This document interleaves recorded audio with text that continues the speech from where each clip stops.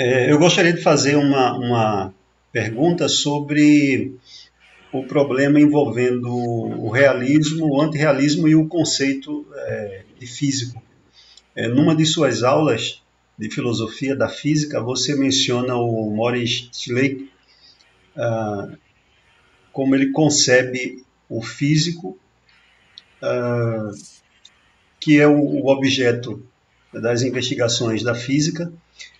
E eu faço a pergunta em relação a como esse autor concebe o físico, como ele compreende esse conceito do físico e quais são os três domínios que ele trata dessa questão de três domínios envolvendo essa questão do físico, das investigações da física em relação ao físico, à realidade e assim por diante. Essa é uma questão muito legal, porque o Moritz Schlick, né, ele é bem conhecido como fundador do positivismo lógico, do Círculo de Viena, ele acabou sendo assassinado, né, por um simpatizante do nazismo, e foi um filósofo da ciência muito importante, mas a partir de 1922 ele teve uma virada linguística que norteou sua trajetória aí no positivismo lógico, influenciada pelo Wittgenstein. Mas antes disso, a sua tese de doutorado, ele tinha uma visão mais ontológica do mundo, mais kantiana, menos positivista. E nessa obra, nesse doutorado que ele fez, é uma tese brilhante, né? Muito aprofundada, que captura, né, essa visão de mundo mais realista, de inspiração kantiana, e que coloca uma visão de mundo que seria explorado posteriormente por autores como Bertrand Russell, uma visão ontológica, próxima também, de certa forma, do Ernst Mach, e do chamado monismo neutro, né, que inclui também o William James, que essa visão de mundo tem de especial é que ela considera que a descrição física do mundo é uma descrição das relações entre os objetos do mundo. E o conjunto dessas relações causais, relações de simetria de diferentes tipos, forma a estrutura do mundo. Mas, em termos ontológicos, haveria uma coisa em si, além disso. Quer dizer, então, o ser humano tem acesso às relações entre as coisas, mas essa abordagem defende que existe a coisa em si, existem as coisas como elas são, existe uma materialidade do mundo, mas a física não tem acesso a isso, porque a física só trabalha com informação indireta, né? A gente não sabe o que é um elétron, a gente sabe como que o elétron interage com outros elétrons, interage com o nosso equipamento experimental. E a descrição que a física teórica nos dá é uma descrição do comportamento, né, em termos de velocidades, acelerações e outras coisas mais, desses objetos, né? E é uma descrição quantitativa, geométrica, mas essa visão explorada pelo Schlick, por Russell e outros, defende que, além dessa estrutura geométrica, matemática, né, do mundo físico, existe também algo que seria material e que a gente só conhece porque a gente faz parte desse mundo físico. Nós somos seres, né, somos animais que vivemos no mundo físico, temos um cérebro, e a maneira que a gente recolhe informação sobre o mundo acaba se dando a partir de qualidades, né? Então, as cores que a gente vivencia, os sons, todas as sensações que a gente percebe do mundo externo, envolvem qualidades, sensações qualitativas. E a questão é saber onde que se localizam essas sensações qualitativas no retrato de mundo da física. Será que ele deve ser excluído? Então, num certo sentido, então o Schlick, ele define o físico, ele se preocupa com a definição de físico, e ele meio que fala, olha, física, o que é o físico? Em primeiro lugar, o físico é o mundo, quer dizer, existe um mundo físico, certo? que é o mundo aí dos objetos que existem no mundo. Depois, a gente tem a representação desse mundo feito pela física, né? Então, a gente tem as teorias e a representação do mundo, né? Mas, em terceiro lugar, né, eu dividi em 3 pedaços, existe também a nossa consciência.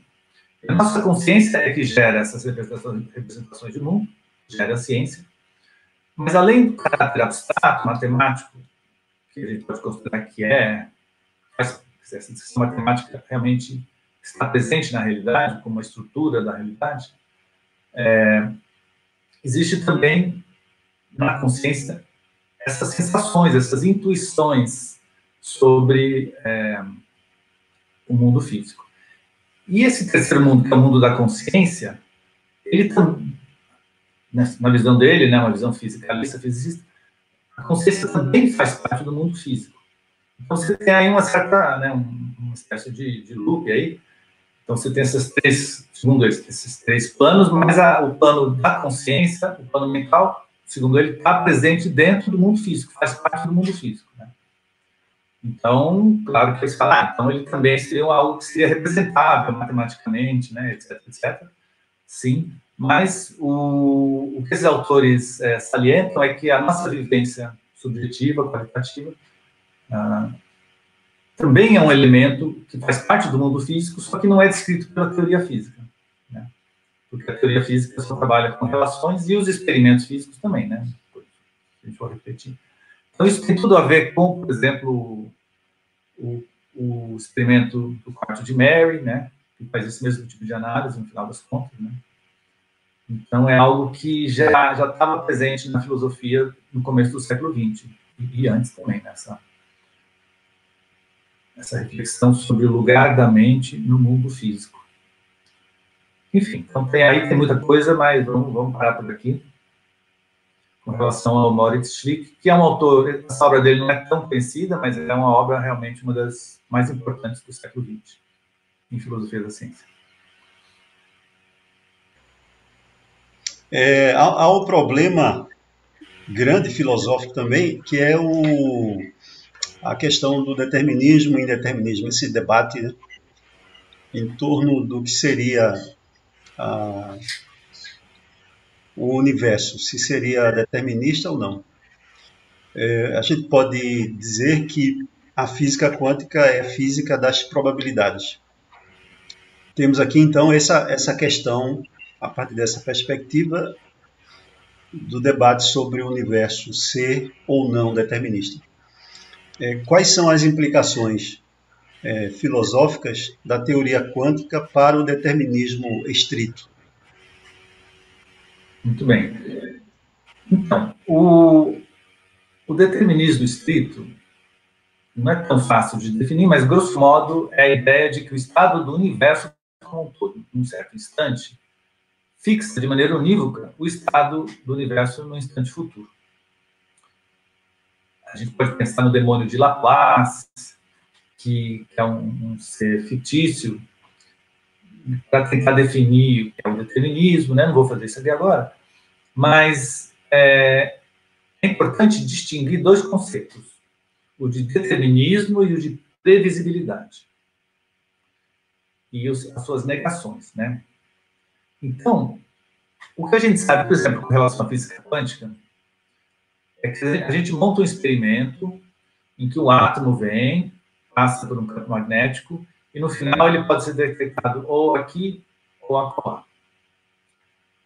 A gente pega o átomo e o átomo está vindo, a gente dá um nome para o átomo, esse átomo aqui vai chamar João, e aí a gente pergunta, onde que o João vai cair?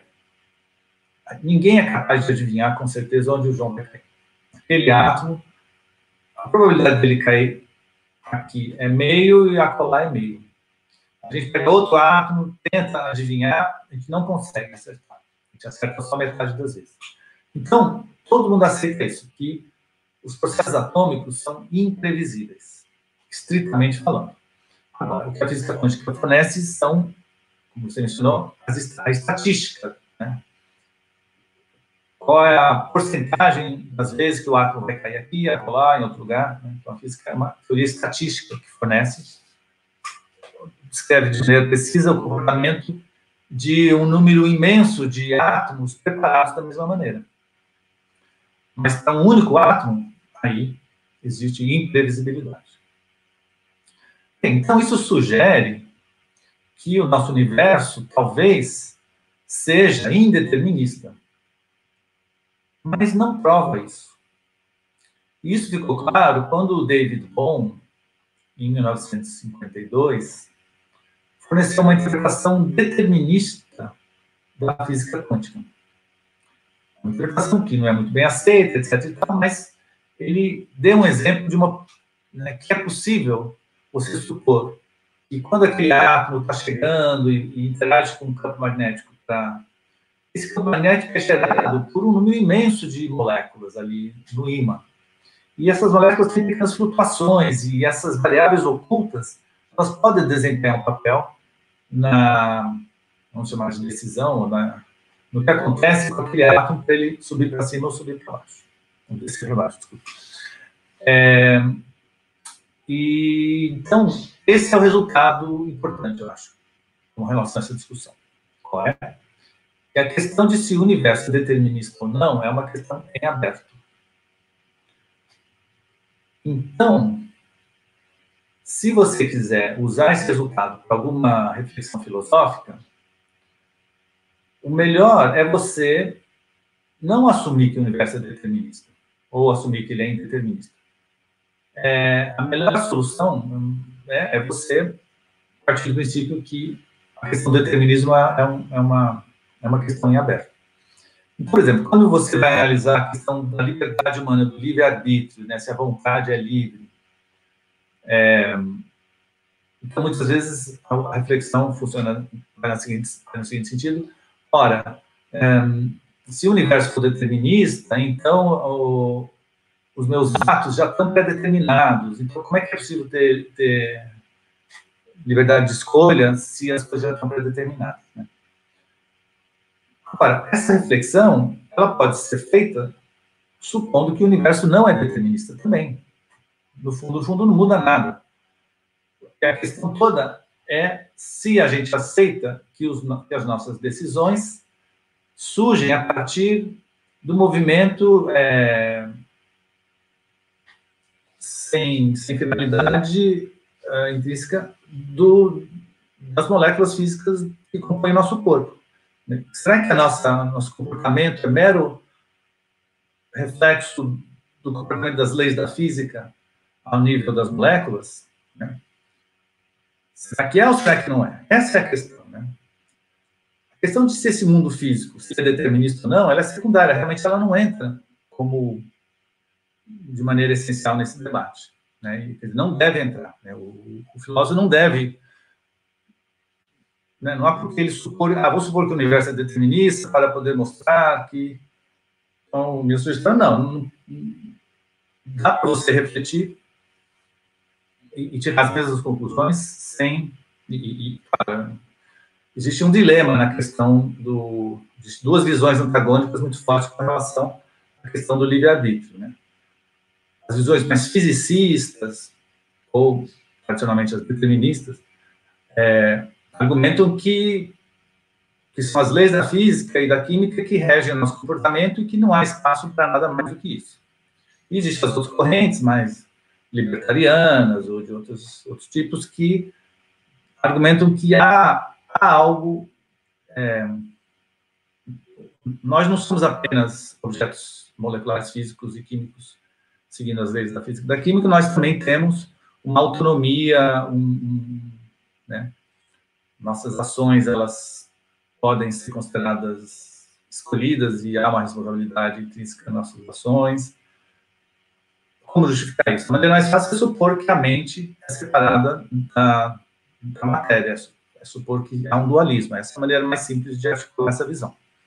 Mas se você não quer ser um dualista, aí tem todo um exercício aí para você tentar conciliar o livre-arbítrio ou alguma forma de autonomia com o fato de que a mente é produzida pelo corpo, né? Enfim, então um grande debate filosófico aí, e essa questão do determinismo acaba entrando, mas, como eu estou sugerindo, como é uma questão em aberto, o problema do livre-arbítrio não é tanto o determinismo, mas o fisicismo, né? Será que a gente deve considerar que as nossas ações podem ser reduzidas a uma descrição física e química? Esse é o ponto-chave do debate, né?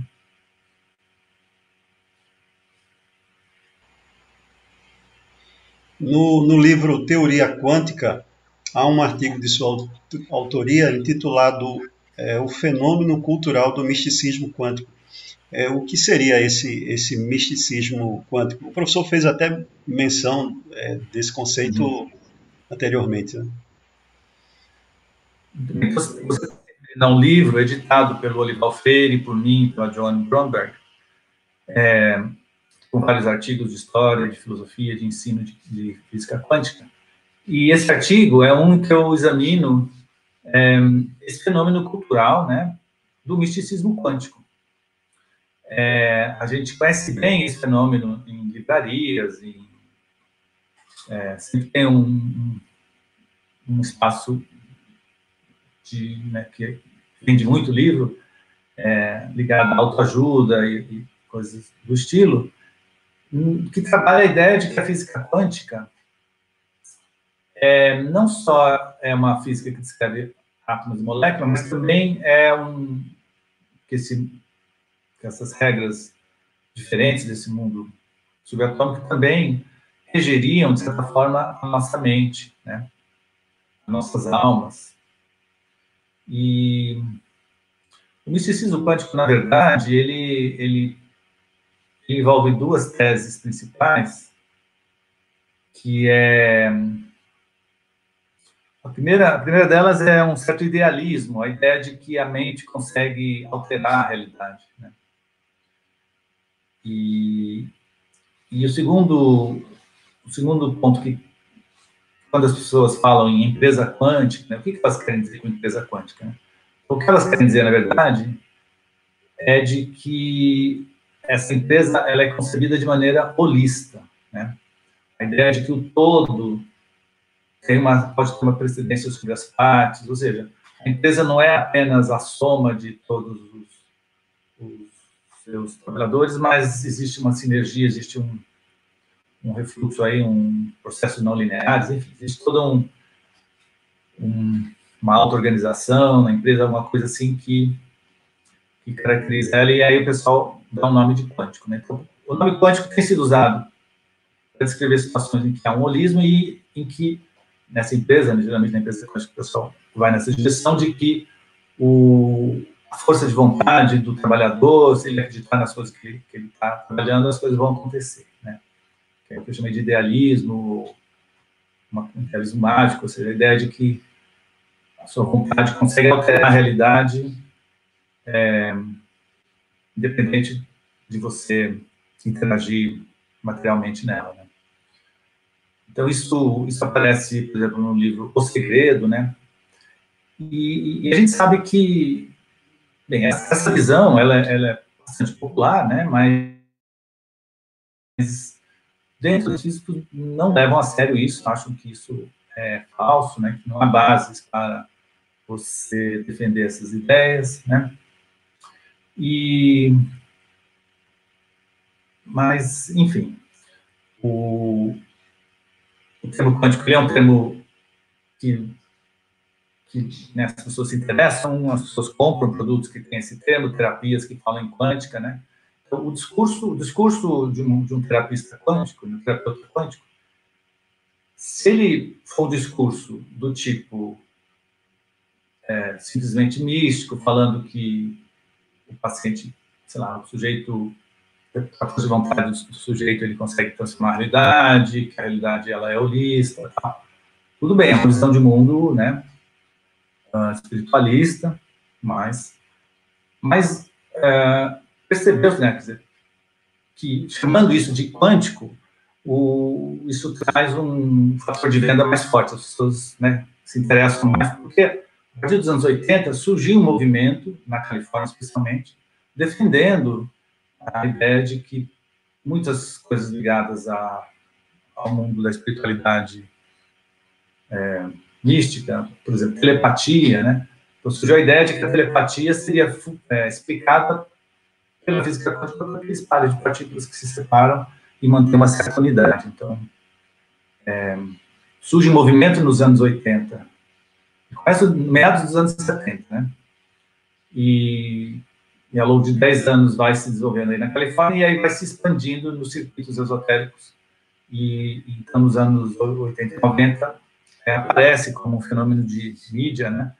O chamado misticismo quântico, e que até hoje ele perdura com força, né? Ele tem momentos de diminuição e de aumento, né? Um momento de diminuição da força do misticismo quântico foi quando, em 2009, teve a crise econômica nos Estados Unidos, que houve um excesso de empréstimo de dinheiro, etc., etc., e que foi movida pelo misticismo quântico. As empresas que promoviam palestras para incentivar seus trabalhadores, palestras falando da força da vontade, que a vontade, né, o segredo é você focar o teu desejo e pensamento positivo, que aí as coisas vão acontecer. Então, você pode emprestar dinheiro para um sujeito que não tem condição de pagar, porque com um pensamento positivo ele vai acabar pagando, vai dar certo, vai dar certo.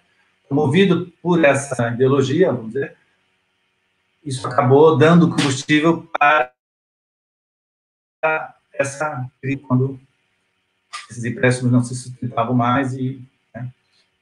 Então, nesse momento, houve um refluxo, né? Porque aí ficou mais ou menos claro que esse movimento do misticismo quântico estava associado a um momento ali, a uma ideologia momentânea ali, capitalista, que gerou esses efeitos.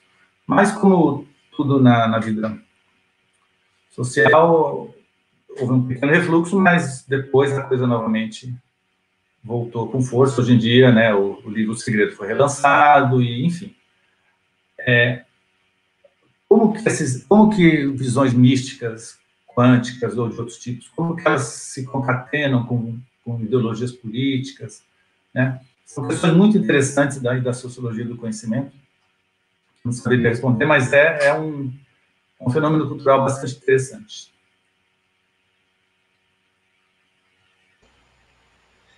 Professor, eu vou terminar a entrevista pondo a cereja do bolo. A cereja do bolo é uma questão sobre a física da consciência. O filósofo Frank Jackson, ele, através de um experimento mental conhecido como o quarto de Mary, ele propôs um argumento contra o fisicalismo ao enfatizar a existência dos qualia. Você chega a falar que, de fato, há uma lacuna que existe, que dá, inclusive o professor dá o nome de lacuna explicativa, né, linguística, que torna, de fato, impossível haver a captura da qualidade experiencial. O que seriam os qualia e que resposta pode ser dada à conclusão desse experimento, o quarto de Mary? Bem, esse experimento é uma ideia que já está presente na filosofia da mente aí, pelo menos no século XIX e século XX. O Bertrand Russell, por exemplo, tem lá um textozinho do seu análise da matéria em que ele fala: imagine um cego que nunca viu as cores, porém ele tem a capacidade de conhecer toda a física, né? Mas, mesmo conhecedor da física, ele não vai conhecer como que são as qualidades ligadas às cores, né? Então, existe aí a descrição do mundo físico, a descrição linguística, matemática, quantitativa que a ciência fornece, ela não consegue capturar a experiência subjetiva vivenciada, né? Para isso ficar um pouco mais claro,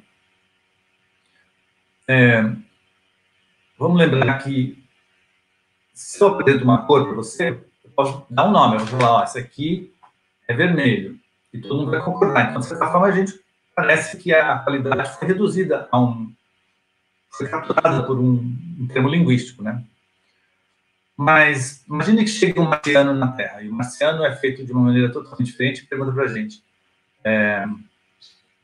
o que quer dizer vermelho? Quando você fala vermelho, você está querendo dizer o quê?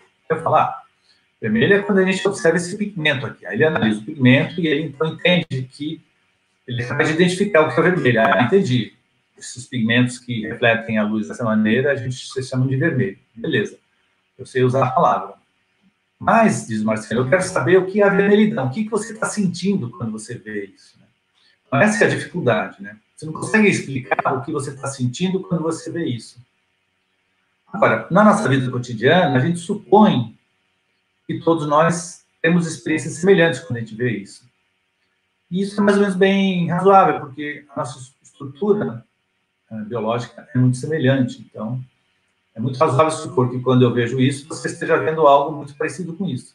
Mas isso é uma suposição, eu não tenho provas disso, né? E a questão, então, é essa lacuna explicativa, né, que é um termo usado pelo Levine, que é um filósofo americano, exprime uma ideia que é milenar, né? Quer dizer, essa ideia, ou ideias relacionadas com isso, são ideias, pelo menos no século XIX, você tem enunciados claros de cientistas e filósofos falando, olha, gente, a descrição mecanicista que a física nos fornece não consegue exprimir essas qualidades que a gente vivencia subjetivamente. Se essas qualidades que você vivencia subjetivamente são reais, você considera essa vermelhidão real, né? Então você dirá que há o qualia da vermelhidão, né? Ou qualia, né? O singular é quali, né? E o plural, qualia ou qualia. É do latim, né? Acho que é qualia, mas você precisaria colocar acento, né? Qualia. Ninguém coloca, mas enfim, é um termo em latim.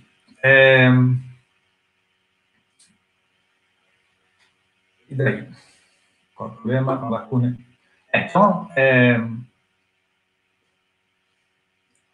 esse problema do quarto de Mary, eu não vou explicar o problema aqui, né? Mas é algo que, né, na internet está cheio de discussões sobre esse argumento do conhecimento do Jackson. Mas uma maneira de interpretar é dizer que, como eu já falei, né, a linguagem humana, não só a linguagem da física, mas a linguagem em geral não consegue capturar as qualidades. A gente consegue fazer uma associação, a gente consegue dizer, olha, vou dar um nome, vou designar através de um nome uma certa qualidade. Quando a neurociência progredir, vamos dizer, no final do nosso século, vai chegar um momento em que a neurociência vai falar, olha, quando o encéfalo seria o cérebro mais superior e as partes subcorticais, né? O termo técnico para todo esse conjunto é encéfalo, né? E a gente não sabe ainda qual é a sede da consciência, se a consciência visual, por exemplo, que você vivencia agora, se ela é algo que acontece de maneira localizada, numa região cortical, numa região subcortical, ou se é algo espalhado, né, no encéfalo, numa grande região do encéfalo. São questões em aberto, né, da descrição fisicista do encéfalo e da consciência. O que eu estava falando agora, eu me perdi. Mas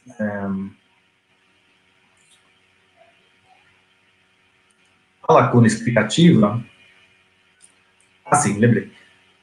Imagina, então, que no final do nosso século, a neurociência chega e fala, olha, quando o encéfalo está em tal estado, a pessoa está vivenciando a vermelhidão. Quando ela está num estado um pouquinho diferente, ela começa a experienciar a azulidão. E eu vou fazer um experimento agora, eu vou dar uma droga para a pessoa, ela vai estar vendo vermelho, e quando ela tomar droga, ela vai começar a ver azul. Olha só, deu certo, confirmei minha teoria. Né?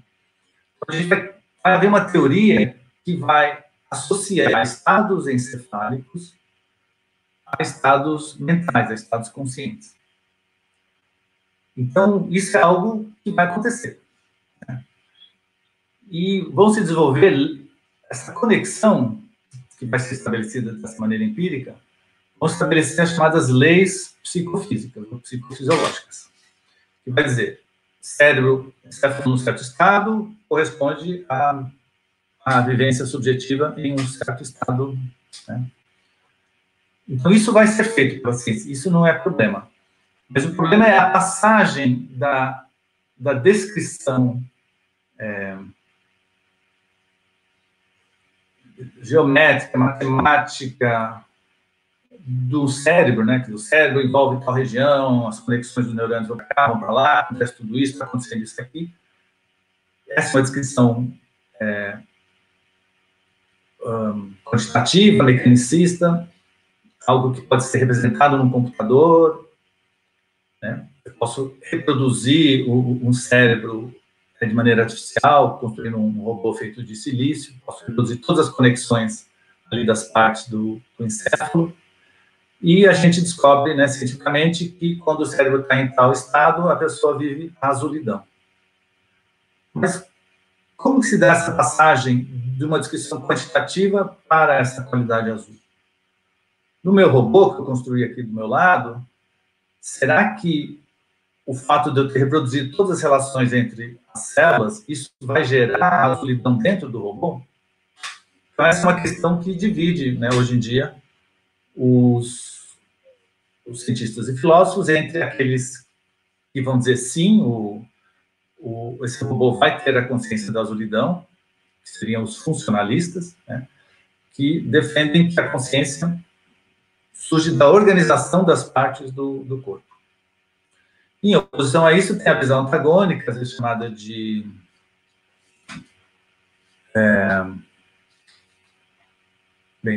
ou psicossubstancialismo, né?